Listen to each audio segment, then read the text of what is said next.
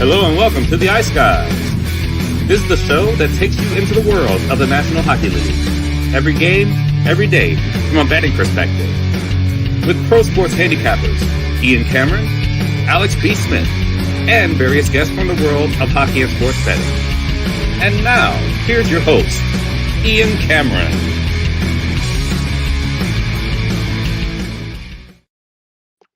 Welcome to the Ice Guys, Sunday, November 12th. Ian Cameron, Alex B. Smith, ready to break down the Sunday NHL card. 5 games on tap for this Sunday, including Alex's Chicago Blackhawks, who get the day started in an hour or so against the Florida Panthers for an early afternoon affair against the Panthers. Shout out to everyone in the chat. Hit the like button. We'll get into Saturday's recap in just a moment, but first, we have breaking news just now in the NHL. It's not entirely unexpected based on the way things have gone for this team this season, but Jay Woodcroft has been let go and relieved of his duties as head coach of the Edmonton Oilers. And this is clearly a decision that was made before last night's impressive win against the Seattle Kraken on the road. It's one of these situations we often see when a team decides to make a coaching change when the team is on a decent-sized road trip. You are often going to see them wait until the team gets back home to announce that change. And that is exactly what Edmonton has done. So unfortunately, one of the coaches I really, truly like in this sport now finds himself on the sidelines here, out of work, fired as head coach of the Oilers, when, to be honest, he's the least of the problems that the Edmonton Oilers have. They never solved goaltending issues. They never got a very sturdy, defensive-minded group on the blue line. They never got that kind of group in this organization. And the things that really carried Edmonton last year and in years past, the offense really hasn't been as good either. I mean, McDavid and Draisaitl, as we mentioned, they've been an average, which, by their standards, is a huge drop from the elite level that they normally play at.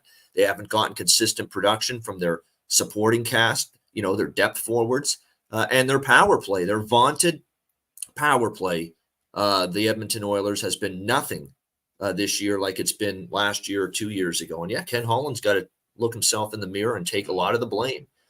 There's no question about that. And, I don't think he's done the job clearly that he did in Detroit, where he was just looked at as this stalwart general manager there. And it hasn't been the case. I wouldn't shed too many tears, though, for Jay Woodcroft. He's going to have some stress-free moments now, probably getting away from this circus that is the Edmonton Oilers.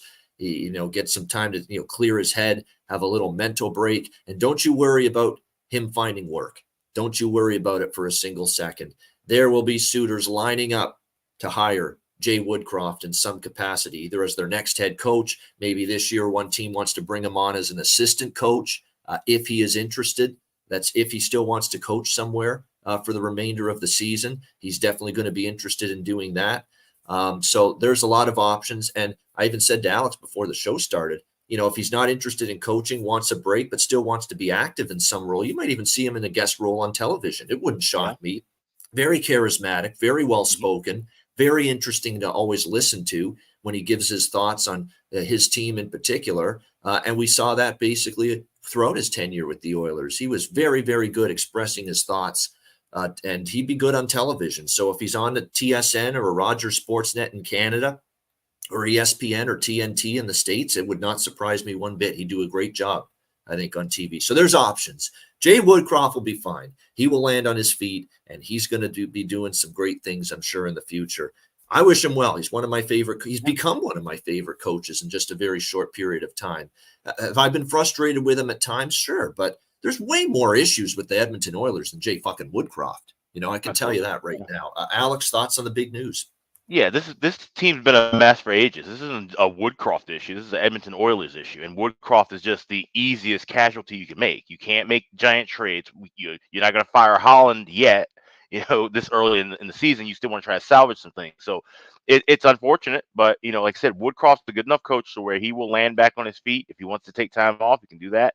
If he wants to jump in with another role, like I said, we were talking about it before we went on air. I'm like, I hope Kyle Davidson picks up the phone and asks him, hey, you want to help run this power play, work with another Connor, and see if you can help build that power play up to what we saw with Edmonton last year, because that's probably his strongest strength. Every coach has their strengths and weaknesses. And that was the biggest thing we saw from him working at Edmonton that time was how great that power play was last year. Now this year, like I said, everything looks bad on paper because they're just playing bad hockey right now. But he's a good coach, and like I said, he's a great listen to in the press conferences, and like I said, very charismatic guy. He will do just fine. So this is one of those just unfortunate casualties of a bad start, kind of a firing. It's not that he did anything wrong or negligent. It's just that this is a move that's got to spark the team and say, hey, we can't keep doing this shit right now. If we're going to be a serious team, we have to find a way to win. We need some change, and that's the easiest change you make in the room. I mean, it's that's the way it is. I mean, when the things go badly like it did for Edmonton, there's going to be a change. So we'll see now where they go now as far as the next coach and what he can do. I'm telling you what, he actually leaves the Oilers with a hell of a win percentage. I think his win percentage was still amazing for his entire time with the Edmonton Oilers. So to me, I think it was rushed. I think I thought for sure, not for sure, but I thought maybe just maybe last night would either get, call into the management group to reconsider or at least postpone or delay, making a coaching change, see if last night maybe gets things going in the positive direction. But no, they clearly made this commitment to make this change before the game last night. And there was nothing that was going to happen last night that was going to alter the decision. Nothing. They easily could have gave him the Lane Kiffin, Gerald Gallant treatment and left him at the airport after losing to San Jose, but they didn't. They at least, let him finish out the trip and then, like I said, respond with a big win. So now I think, if anything, it's more of an impact, right? Because it would make sense for him to get fired after losing the worst team in hockey. But the fact that you have this big win and then you can't, now you're really sending the message to that room saying, all right, yeah, right. Now, this is the kind of hockey we need to play, but you got to keep this rolling. And now to send another shockwave on top of that, that's the real message that's being sent here. I agree with that. No question. So it's going to be interesting to see. I didn't see in the posting by Elliot Friedman, a couple of the other hockey reporters. Oh, Craig McTavish, interim coach of the, back to the old Craig McTavish. Oh my goodness, man. I can't believe it. I can't believe it. I mean, you're going to fire J.P. Crofton. That's your contingency plan? The old recycling machine back at work. I know. Let's go back to 2006. Yeah. Do you want to bring Dwayne Rolison back? You want to bring Michael Pekka back? Give them a call. Let's get them on the phone here. They might be the assistants. They might be the assistants. Rolly the goalie. How are you? Want to come back and be on the Oilers? Holy fuck, man. I'm shocked. I'm actually no, I'm not. I am too. It's the Oilers. But my goodness. Yeah. Craig McTavish. Wait a minute. Am I looking at the wrong thing here? Oh, I'm looking at something from 9 years ago. Sorry. Oh, okay. I was gonna say, I'm like, wait a minute, what? Yeah. that would have. That was the first thing. Okay, I was gonna say, I'm like, that's the real breaking news. There is that. Wait a minute, what is going on? Okay, all right. Who the hell's going to be the intro here? So they just haven't made an announcement yet. I don't think they've made the announcement yet. Maybe Gulletson because he's there, but no specific announcement's been made as to who the interim coach will be. So actually, thank goodness for that. That's not. That's a good laugh, though.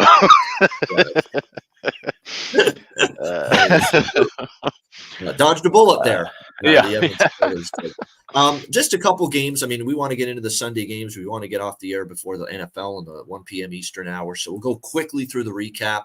Detroit, not pretty, but they needed a win. They got it against Columbus 5-4 yesterday. Dallas, very workmanlike road win against the Jets 3-2. Credit to Scott Wedgwood, man. He played a really good game. And credit to him because it was Wedgwood in net. They opted to save Ottinger for the game against Minnesota here today. Montreal Canadiens, man, and this is what they're going to be capable of doing every now and then, sneaking up on you and getting a big upset win. And we obviously saw that last night, 3-2 against Boston. We almost had a goal. I think Jeremy Swayman wanted a goalie fight because he got into a scrum after the whistle with Gallagher.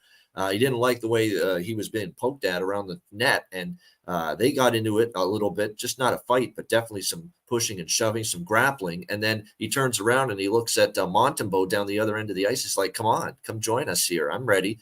But nothing developed there as far as that's concerned. But Jeremy Swayman showing a little brazen attitude last night against the Montreal Canadiens. Montreal, nice win for them. Give them credit. They played hard last night. Wasn't the best game from Boston, even though they got their best defenseman back from suspension, Charlie McAvoy. Funny how that works. You get your best defenseman back and you lose, especially to the Montreal Canadiens. That's how it can work sometimes.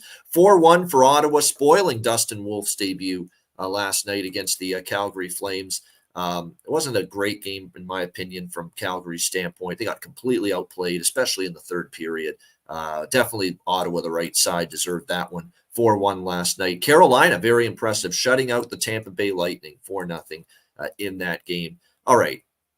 It's time for me to say it. It's time to give Kochetkov more starts, okay? I'm sick of this back and forth with Anderson, who can never stay healthy, and Ranta, who's up and down like a yo-yo, and he's in his late 30s now. It's time to move to the future, Carolina. Let's go here. It is time to give Kochetkov more opportunities in net. He keeps showing you that he is going to be your number one goalie for a long time to come, and he had a very good night last night, 22 save shutout. Time to go forward and give this guy more starts. I'm not saying you have to give him the most starts, but you've got to get him into the rotation now with these two old geezers that you got, Anderson and Ranta. Okay, it's time. He's good enough, and he was very good last night in that 4-0 shutout win for Carolina. Washington, how about them? That's back-to-back big dog wins for them. New Jersey Friday night on a back-to-back, no less, and they beat the Islanders 4-1. So I'll give the Washington Capitals credit. I'll say this, Alex. They made a good hire. I said that right from the beginning. Spencer Carberry is a good, young, up-and-coming coach, well-respected. He blends analytics but he doesn't, get married to them. Right. He's very good in terms of he'll do some things during the game to change the flow. He'll change lines. He'll do different things. He'll, shake things up. I've been impressed with Carberry. Our guy, Nikita Kashersky, who's been on the show a few times, he's a former teammate of Spencer Carberry in the minors. And he said he's ready to be a head coach. He'll do a good job. And, the more I watch Washington, the more I'm impressed. Because it's not like Ovi's been lighting the lamp. It's not like they've got a ton of depth at forward or blue line. And here they are somehow now winning games and playing some better hockey. So credit to Washington. Very disappointing game from Buffalo, 4-0. They get shut out by Pittsburgh last night. 7-5 Arizona against Nashville last night. Shootout broke out in Music City. Terrible game for Colorado, man. 4-1 after 2, and they didn't play that bad in the second period, but they gave up. They quit. I can't believe I saw a Colorado Avalanche team quit. They quit in the third period. It's like they just said, all right, on to the next one. 4-1, they got outscored in the third period. 8-2 loss to the Blues. And Jared Bednar, I have never heard him get as angry. I've hardly ever heard him get angry at his team. He really was. And he is not someone that really has that personality to really be agitated and pissed off. Oh, he was last night. That's about as angry as I've ever heard Jared Bednar about his hockey team. So maybe mark that down. If they don't respond after what some of the things Bednar said, if they don't respond Monday night in Seattle, when they play the Kraken, there's something wrong. A Seattle team that just beat them, by the way, a few days ago. It might be a nice little spot there for Colorado on Monday night against Seattle, coming off that debacle at home last night to the St. Louis Blues. But Georgiev's starting to really worry me after that red-hot start. He has been really fighting it and feeling it and struggling the last really couple of weeks. Hasn't been the same goalie either for Colorado. We also saw Edmonton, as mentioned, 4-1 over Seattle. I think one of their best games in a long time, but unfortunately it wasn't enough to save the job of their head coach. And Philly, how about the Flyers, 4-2? This is becoming concerning with LA. They can't win on home ice. This is the most fucking bizarre thing imaginable. They dominate that road trip. They're 7-0 on the road, and they can't win a damn home game at Crypto Arena to save themselves right now. The LA Kings. They dropped 2 to Pennsylvania teams, Pittsburgh and Philadelphia, since returning home. And they don't play as tight defensively, I notice, when they get back home this year as well. Same thing last night. They gave up 4 goals again, on home ice last night. So very bizarre behavior from the LA Kings. I still think they're a hell of a hockey team, but they got to figure this shit out in terms of the home ice performance. This is getting nuts now. 1 win, on home ice this year for the LA Kings, and they're 7-0 on the road. Crazy stuff. And Toronto, credit to them. Very complete game. To hold the Vancouver Canucks to 2 goals, very impressive. Best bet hits with that. 5-2 win over Vancouver. Samsonov was better. They played better in front of him. They actually played a quiet third period. Did not give the Canucks a ton of great quality chances. Toronto showed you they can play good defense, but consistently, can they do it? They got to show it. They showed last night that it's in them. It can be done, but now it's about making it a habit, not making it a one-off if you're the Leafs. Alex, some thoughts on what we saw on a busy Saturday? Yeah, well, let's start off with what you were talking about with Carolina, and we can also kind of transition that right into Calgary. When you have the best goaltenders in your system, you play them. Okay, now there's some teams like Minnesota, Chicago, whose their best goalies are not ready to come up to the team yet. But in terms of Dustin Wolf and in terms of Pyotr Kochetkov, these two guys need to stay right where they are right now in the NHL, in the rotation, and in the talking about Kochetkov. Yes, he needs to be the starter now. There should not be any kind of confusion. I don't even know why on earth you went and got Yaroslav Halak. When a goaltender who had been extremely shaky and had his own injury issues and then retired and now has been cold, and now you got to wait for him to get worked out. Why would you do that when you have Kochetkov, a goaltender who has proven that he can play well? This is the guy you had to throw in as a third stringer in the playoffs, and you felt comfortable riding him. So why would you not just go in and give him the start already? As soon as Anderson goes down, you should have just said Kochetkov's getting called up. He's our starter right now, and build that confidence in him. Same thing with Dustin Wolf. That team is horrible. This Calgary team's a mess. They were skating in quicksand. You know how we talked about Vegas game 1 of the playoffs last year? We're just like, holy shit, how's this team going to do anything? Because they were skating at half speed. That's what Calgary did for about 42 minutes last night. And Wolf played well, made some saves, but he ended up giving up goals because there's no offense going the other way. Everything's in his zone all night. And that's going to happen to any goaltender, young or old, no matter how good or bad you are. So these are the guys that need to stick around. Calgary and Carolina need to realize that moving forward. That being said, some of the other games that I watched, I didn't get to watch a whole heck of a lot. Wasn't feeling the best. Dallas beating Winnipeg, was happy about that. In the early game, had Dallas a little bit, which I wish I had gone a full unit on that. But that's a good win for a Stars team and Stars Jets. That's going to be a matchups to watch. The next couple times they play, because those two teams probably be battling neck and neck for a 3 spot in that Central Division. So those should be some interesting games. Toronto beating Vancouver, that's a good win for them. And this Vancouver team just seems to look good. They're right there with that Anaheim, right? They're 2 steps above Anaheim, but they're in that same wheelhouse of every night they're going to compete. They're not going to just look like dog shit most nights. They're going to compete even and look good even in losses. And you have to, sometimes that makes it a little harder for what we do, because we're just saying, oh wow, well they still look great even though they lost. But you can't start backing a team 3 or 4 or 5 losses. Well, they look good every loss, but they're losing. So we have to kind of still recognize it for what it's worth. But it's a battle of 2 good teams there.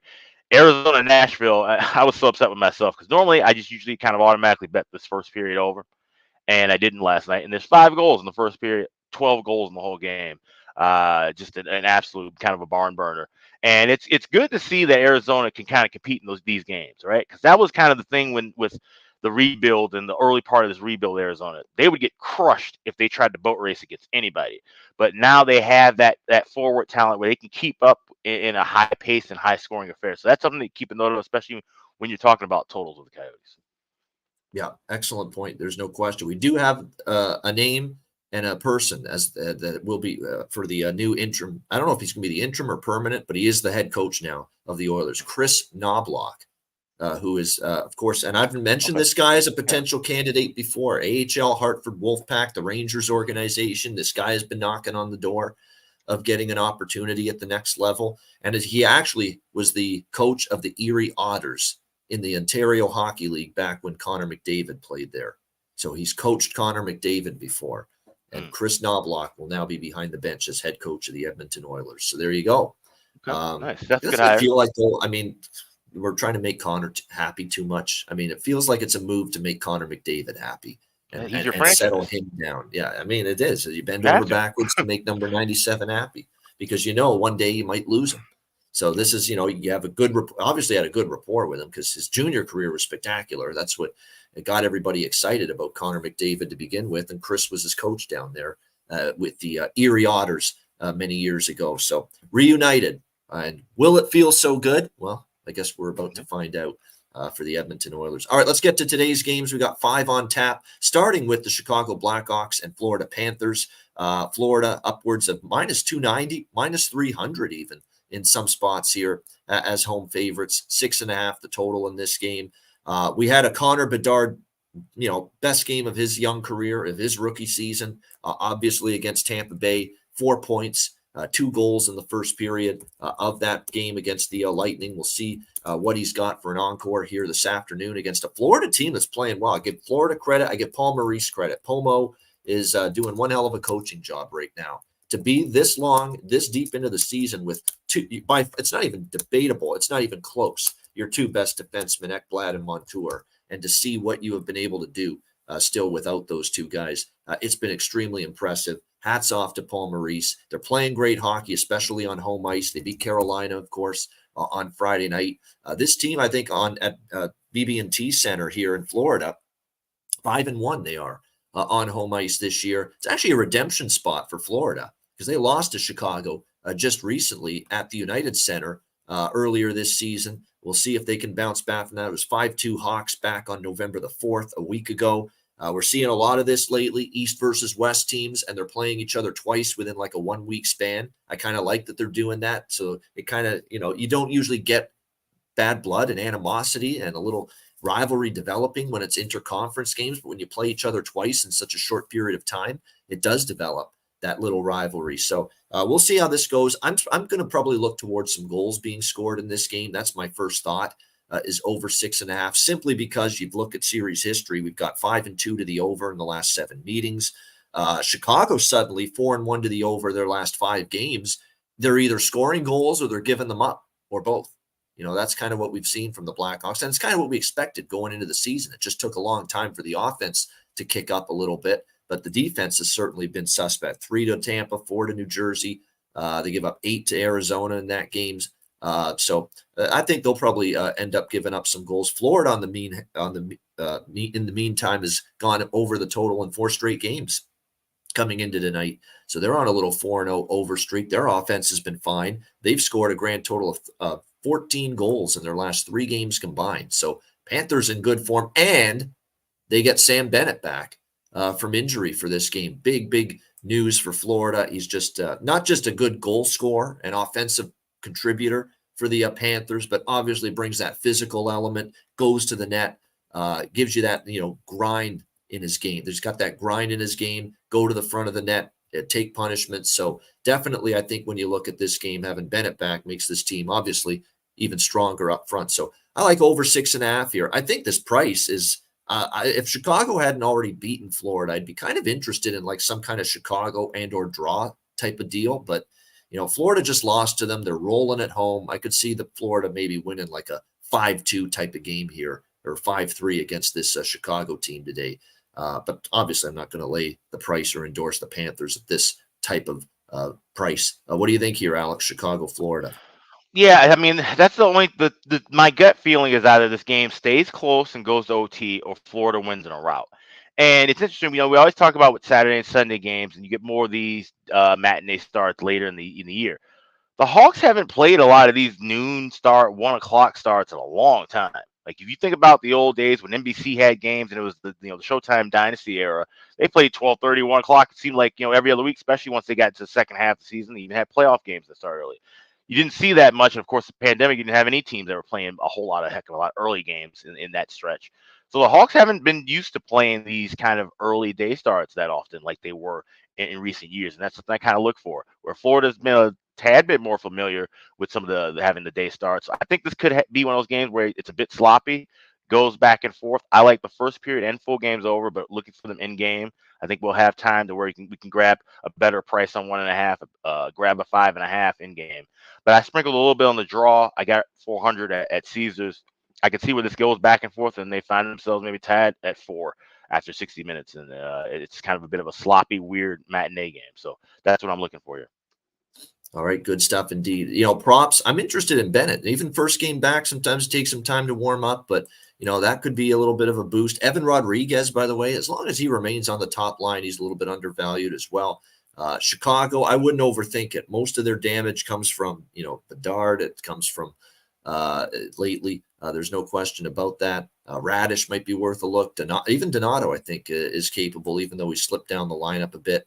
But there's some prop options for you for that game. Dallas, Minnesota. We've got Dallas minus 115. Road favorites, 6 being the total. Back-to-back situation for the Stars in Winnipeg yesterday.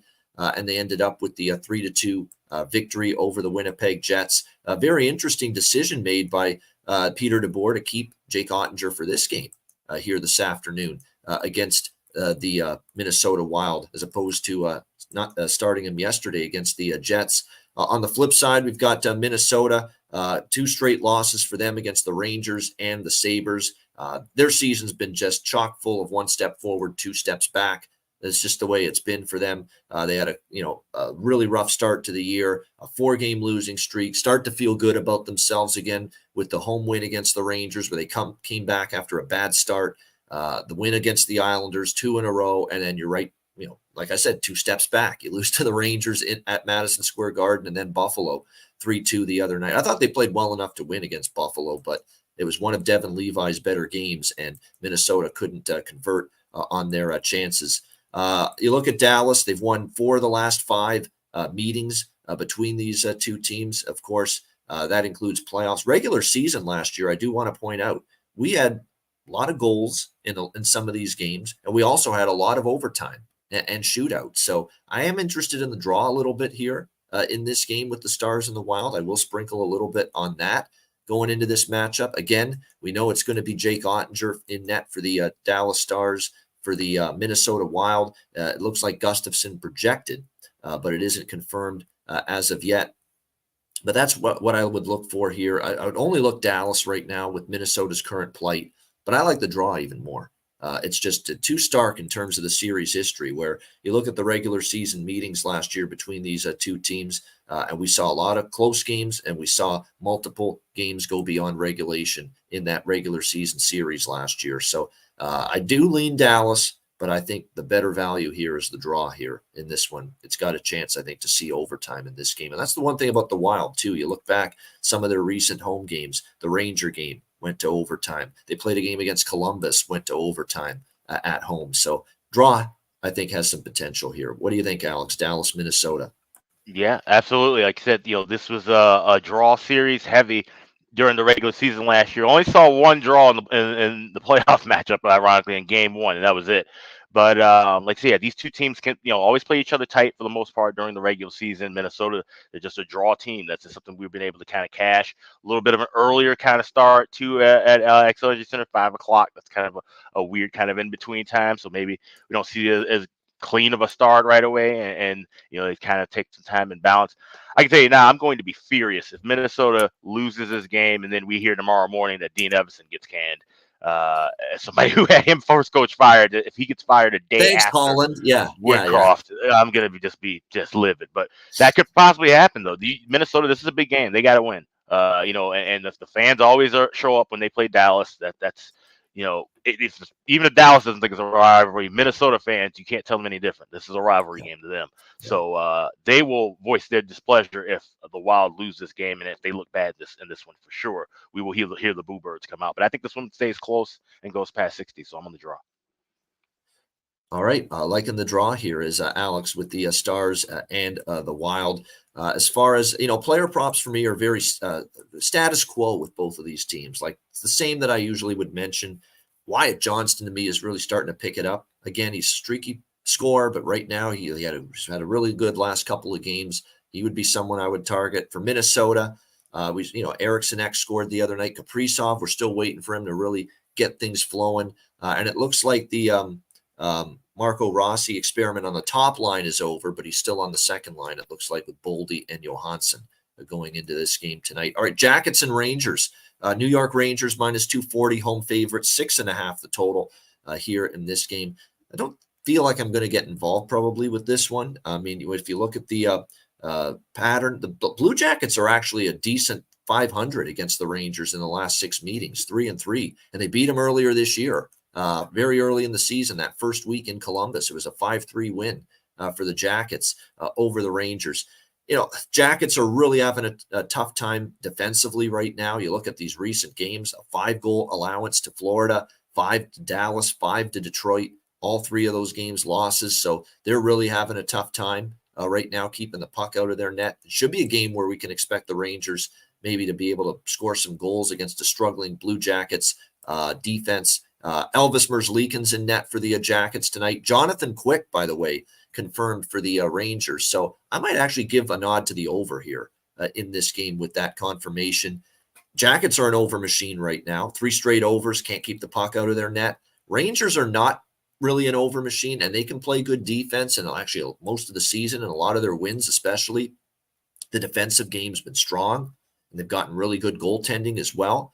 But they have gone over in 2 of their last 3, and they are scoring goals right now. Rangers have 13 goals in the last 3 games combined, 4+ for them in 3 straight games. And if you look at Elvis Merzlikins, again, we're waiting on Elvis Merzlikins to really, find his game. And again, so far, that's not the case. 3.21 goals against, 897 save percentage. And you could actually make the case, well, prior to yesterday, because he didn't have a great game yesterday, but prior to yesterday, Spencer Martin had actually played, I think, a little bit better than Elvis Merzlikins. Remember, Merzlikins got pulled in that Florida game as well. So, you got the Rangers scoring goals. Columbus can't keep it out of their net. But with Jonathan Quick in net for the Rangers, I think the Jackets might be able to produce a little bit offensively. And we have seen 2 of the last 3 meetings go over the total. So probably more so over 6.5 than anything from a side perspective. The Jackets did beat the Rangers one time at Madison Square Garden last year, but they also lost 6-2 in one of the other meetings at MSG. So, and it does feel like this could be one of those Rangers flat spots. I remember they lost a game against Nashville after they had won a few in a row. It's possible for them, but this is a team that's 8-1 in their last 9 games. The Rangers, they're playing really well.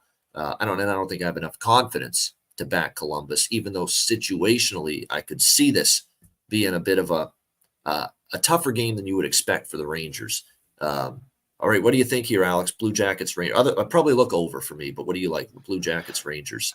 Yeah, over makes total sense, but it's interesting. I was actually chatting with Ice X yesterday evening on Twitter, and we were kind of talking about this game, and I'm actually leaning toward back in Columbus here. It's an interesting trend, and I don't play a lot of day trends in any sport. Certain things will pop up. We talk about, certain like special days or just overall blanket trends with things. But the last 5 times these teams have played on a Sunday, Columbus has won. 4 of those games took place at Madison Square Garden. 4 of those times where they won in Madison Square Garden, they were underdogs. So there's something here, and we talk about this all the time, where there's just some teams that have a better team's number. Doesn't necessarily mean, matchup wise or coaches. It just changes throughout the years. Columbus has been a team that has always played New York tough over the years. And we saw that even the last matchup where they won the game. So plus 200, I'll take a small flyer with the Jackets. Maybe even grab a little small piece of the draw as well. I'm seeing that at 390 and higher. So that's something to definitely keep in pocket. Like you said, with Jonathan Quick, obviously they have to ride him now with Shesterkin still banged up. And he's a formidable backup goalie, but he's not a guy you can trust as a 1B option anymore. So, how is his durability going to last? How's his hip going to handle, playing, constant games over and over? So this is, I think, a spot where I think the Jackets are live here as a big dog. Yeah, I agree. I would consider them too. I haven't yet, but I definitely noticed that Columbus, they popped up in these spots. Especially, you mentioned it, Sundays against the Rangers. We'll see if they can do that again. Vancouver, Montreal. We've got Vancouver minus 180, road favorite, 6.5 the total. The Canucks, not their best game, but I think you got to give the Leafs some credit. Goaltending from Samsonov was good. I don't think they gave Vancouver a ton last night. Even though they got 33 shots, I don't think it was as high quality as we've seen from this Canucks team. Their 2 goals, their power play continues to be outstanding. Both their goals came with the man advantage. And that could be an issue for Montreal because they've given up a lot of power play goals this year. We'll see if they can stay out of the box and or improve that penalty kill tonight. But give the Montreal credit. They've won 2 in a row against Detroit and Boston. Both of those games go into overtime. So draw bets in both of those games. I don't know if this one necessarily is going to be a draw. Vancouver and Montreal, by the way, it's been a weird series history. Vancouver's won 3 of the last 4, and they've split here in Montreal the last 2 years, although Montreal did beat them 5-2, but that was in November. Yeah, always, it's not just about who you play when you play them. Montreal beat Vancouver 5-2 in Montreal last year, but that was November. That's when the team was shit, and there was a lot of turmoil going on with the Canucks at that time. What I really like here tonight is I think it works out perfectly here. You got Montreal off the huge win against Boston. They were down 1-0 early in the game. They kept it at 1-0. They found a way to win in overtime. They're off a satisfying win against a division rival. Vancouver's off a rare loss. It's not going to sit as well. I think first period puck line here with the Canucks is a good look. And in fact, that is what I like here. Vancouver -0.5. Good plus price with that here in this game to get the jump on Montreal in the first 20 minutes. Both teams are on a back-to-back, so there's obviously no particular advantage there, but I think that's the best way to approach it here. I'd rather take that than, even money or so with Vancouver regulation or a -1. I much prefer the first period here, -0.5 plus 155 at Bet365 with that. And I'm also going to look over simply because these Canuck games, they just keep on, they can score. They don't have Demko tonight, by the way. It's Casey DeSmith who's going to get the start. Jake Allen for Montreal. And that's another reason I like the over. Jake Allen, man, that last start against Tampa, PU, awful. And he got pulled in that game against the Lightning earlier this week. And he gave up 3 goals in the 2 starts before that, 3.35 goals against average on the season. And now you got to face this Vancouver team that obviously has been among the league leaders in goals scored per game this year. So first period puck line Vancouver and over 6.5 for me in this one. Alex, Canucks, Habs. I'm just making a note here. Jacob Markstrom would be a good fit for the Habs, in my opinion. I think that would be a great move, and that would be a new lease on his career, different look, and I think that's better goaltender than Montembeault. It's certainly Jake Allen who's getting this start, and he's a guy who's been really rough lately. So I'm going to look for a live over here in this spot. The first thing that I said when I looked at this game and looked at the lines after everything ended last night was I feel like some goofy shit's going to happen in this contest. So I don't want anything to do with the side. Like I said, it's a good point. If you're going to take Vancouver, probably best to just try to get what you can in the first period and then maybe look for, see how game develops in game. But I'm going to try and look for a 5.5. I'll lay $1.20 or $1.30, same price that you get now, the 6.5 bets, trying to get a better number. All right, good stuff there. As far as props here with the Canucks, I'm telling you, there are definitely Ilya Mikheyev. To me, we saw it again. He's just unbelievable how he's contributing for this team since he's been moved up to the top line. There's no question. He's been absolutely terrific. 2 goals against Ottawa, shutout last night, but as long as he remains on that top line unit, I think definitely going to be worth a look as far as props go. And then on the Montreal side, Sean Monahan, again, I keep talking about Sean Monahan, and, he's been very good. His point streak got snapped last night, but still been very good recently for the Montreal Canadiens. No question about that. Hit the like button. We appreciate it. Over 100 live viewers on a Sunday, certainly when there's a lot going on, including, of course, the mighty National Football League, the Mighty Shield, as I call it. And still, we got a great turnout on a Sunday. We appreciate it very much. All right, final game, San Jose, Anaheim. We've got the Anaheim Ducks -190, home favorite, 6.5 being the total here in this one. I got to say it, Alex, this is a pass for me, this game. I'm taking a break from Anaheim for a bit. That was disappointing against the Philadelphia Flyers the other night. And we did say, for as amazing, and we think they're a much improved team, they're going to go through their pitfalls. They're going to go through their ups. They're going to go through their downs. They might be in a little valley right now, the Anaheim Ducks. So as long as they, until I see them get out of that valley, I'm not going to back them. That's now 2 losses in a row against the Penguins and the Flyers, although you could say the Kings just lost to those same 2 teams in a row. So no shame in that. I mean, obviously, I think Anaheim should win this game against the lowly San Jose Sharks, who reverted, by the way, back into the lowly San Jose Sharks on Friday night, getting pumped by the Vegas Golden Knights 5-0. I stayed off that game because it's like, look, we have seen them beat Philly and Edmonton. They're playing with a little confidence, but I'm still pissed I didn't maybe look at a Vegas alternative puck line because Vegas was off the 2 losses, Anaheim, and, of course, LA on the TNT game on Wednesday night. They didn't take San Jose lightly. And teams that are better and teams that don't take San Jose lightly, they're going to beat San Jose. It's just that simple. And that's exactly what we saw against the Sharks from Vegas that night. So, I'm off the game, and I don't like Anaheim at this price. Anaheim in our pick 'em price ranges, even money, underdog prices, I'm all in. I'm interested. I'm all ears looking at the Anaheim Ducks in those instances. -190 favorite, even against a team they should beat. I'm not interested. Pass for me. Alex, Sharks and Ducks. Yeah, and it's funny, like I said, Anaheim, cooled off a little bit, but but fairly quality, teams. Pittsburgh, like I said, was playing a little hot. They, caught fire. Same thing with Philly. They've been catching fire early. Probably going to start fading on their own, in due time as well. But this Anaheim team, this is the last game of the home trip, and then you go off on the road. You're playing Nashville and then Colorado. So you feel like, okay, we got to get a win here because that could be those two tough spots and two tough places to play. Get back on the winning ways now and take care of business here against the lowly San Jose team. I like the team total over. I've seen a 3.5.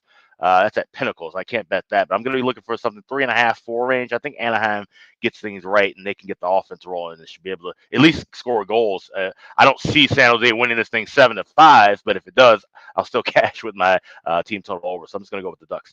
Team total over. That's the only thing I like here.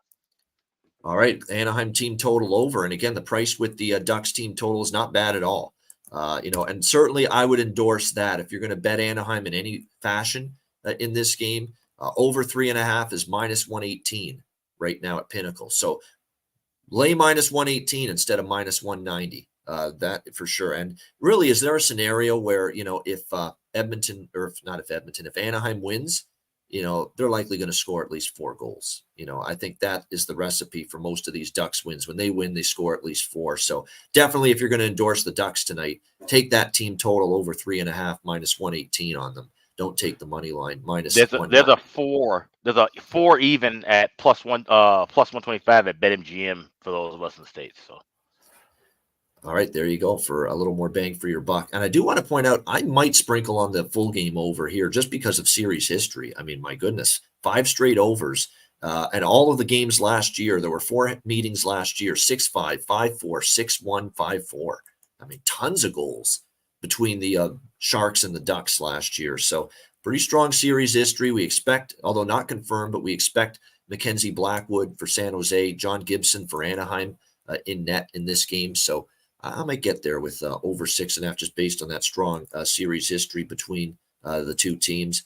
3 of the 4 meetings last year went to overtime or a shootout. So I'm not saying bet the draw, but that's something to consider maybe as well. And again, I'm going to keep anything I bet in this game very small. So I don't feel strongly about it, but maybe over and draw sprinkles. I'm interested. I'm intrigued anyway by both of those here in this game. All right, great stuff. Thanks to everyone for joining us. Hit the like button on the way out. Of course, Ice Guys Family Plan, $9.99 US per month, daily betting card, and the player props, Alex's live looks, Patreon page is where the tech stuff is, the power ratings, the goalie charts, and more. Both of those, make sure you sign up. We're going to have an impromptu live betcast for our exclusive members at some point in November as well, which will only be available to Patreon and Ice Guys Family Plan members. So make sure you definitely join us for that. All that and more. So check it out, the Family Plan, $9.99 US per month. Also check out the Ice Guys store, iceguys.myspreadshop.com. It's getting colder. It's coming. I know you guys have already seen commercials for all kind of other things. Christmas will be here pretty soon. And we got a couple of cool new Christmas items in the Ice Guys store. We got an ornament. We got a stocking. So some cool things if you want to add to the house. We have them available at the Ice Guys store, iceguys.myspreadshop.com. All right, good stuff indeed. All right, the bargain bin special of the night. Alex, do you have anything for the bargain bin tonight? I was looking around, but I don't have anything for this evening. Nothing for tonight. All right, very good. There's nothing wrong with that. Sometimes there's just not going to be enough to be of interest for you. And to be honest, this was not one of my stronger, bargain bin specials. There's not a ton of change in the lineups, and that's always what I target as far as a lot of these bargain bin specials. In particular, is the change in the lineup for these teams. So what I'm going to go with instead is I'm going to go with someone that has been noticeable since he's been on the. Let me just see here. Actually, you know what? Doesn't make the threshold here. I'll pick someone else. Okay, I've got someone in mind here. I'm going to go back to an old, an old friend, if you will, someone that I think I've been taking quite a bit here as far as the player props are concerned, and going to go back to the well here as far as this game goes tonight, and it's going to be the matchup between the Sharks and the Ducks, and I can get plus 320 at Bet365. Mason McTavish, there we go. Anaheim Ducks plus 320. So that is what we will rock with there. Mason McTavish, Anaheim Ducks plus 320, barely making the criteria, but we'll go with that. Like I say, a light day for the bargain bin. Not as many great situations as normal, but we'll go with McTavish for Anaheim for the bargain bin special of the night. All right, best bets. Alex, we'll start with you. What do you like for best bet? Yeah, head up the street to the XL Energy Center. We're going to go with Dallas, Minnesota draw. That's plus 360 at FanDuel. That's the best number available. FanDuel has great draw numbers in regulation. And like I said, this has always been a fairly tight series, especially during the regular season. We saw, 4 games, regular season playoffs last year go past regulation. I think we'll have one here. So let's go with the Stars and Wild. Regulation draw plus 360 is my best bet for Sunday. All right, there you go. Dallas, Minnesota draw. Best bet for Alex B. Smith. My best bet, happy to cash the Canucks and Leafs over the total last night for sure. My best bet for this card, I'm going to go back to Vancouver over again. Why not? It's right up there, one of my favorite looks tonight. I like that Vancouver puck line as well, but I'm going to go with Canucks and Habs over 6.5 here tonight, minus 120 with that one. Again, Canucks scoring goals in bunches. Montreal's actually picked it up offensively the last couple of games themselves. We've got DeSmith, who's been solid, but he's no Thatcher Demko, and obviously Jake Allen, who's had a tough season. So I expect some goals here on Sunday night. Canucks, Canadians over 6.5 for my best bet here for this Sunday NHL card. All right, that'll wrap it up. Thanks to everyone for joining us. Hit the like button on the way out. A reminder, the Ice Guys is live 7 days a week, Monday to Friday, 2 p.m. Eastern, Saturday and Sunday, noon Eastern. If you can't watch the show live, download the Ice Guys podcast in audio form on all major podcast platforms. For Alex B. Smith, I'm Ian Cameron. Have a great Sunday. Enjoy all the action, NFL, NHL, and everything else in between. And we'll be back tomorrow, 3 p.m. Note the start time, 3 p.m. Eastern tomorrow on Monday for another edition of the Ice Guys.